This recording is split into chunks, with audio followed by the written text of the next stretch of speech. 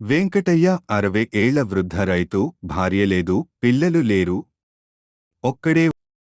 ఊరి చివర ఒక ఎకరం పొలమే అతనికి జీవిత సర్వస్వం. అందరూ మిగిలిపోయినా వెంకటయ్య మాత్రం ఊరును, తన పొలాన్ని వదలలేదు. ప్రతి ఉదయం సూర్యోదయానికి ముందే లేచి పొలానికి వెళ్తాడు.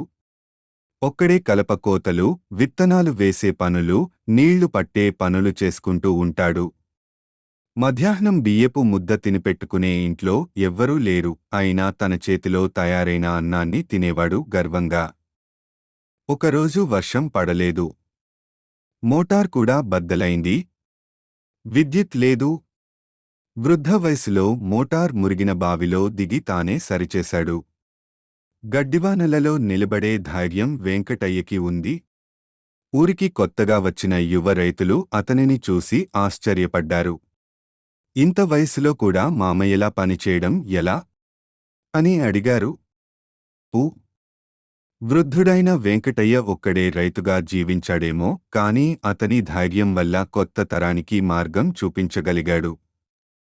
పంటలు కాదు, అతను పండించింది ప్రేరణ. సారాంశం: ఒక్క రైతు ప్రపంచాన్ని మార్చలేడు అనుకోవద్దు. ఒక రైతు ధైర్యంతో, ఆశతో, కష్టంతో ఊరంతా మారిపోవచ్చు. వెంకటయ్య పొలం పక్కన ఉన్న బురద గుంటలో నిలబడి నీటిని బిందెతో త్రాగాడు.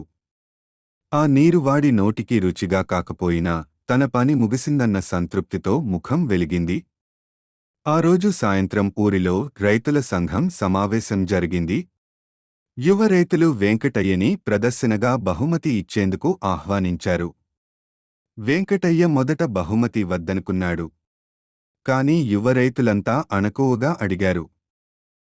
కథ ముగింపు: వృద్ధుడైన వెంకటయ్య ఒక్కడే రైతుగా జీవించాడేమో, కాని అతని ధైర్యం వల్ల కొత్త తరానికి మార్గం చూపించగలిగాడు. పంటలు కాదు, అతను పండించింది ప్రేరణ. సారాంశం: ఒక్క రైతు ప్రపంచాన్ని మార్చలేడు అనుకోవద్దు. ఒక రైతు ధైర్యంతో, ఆశతో, కష్టంతో ఊరంతా మారిపోవచ్చు.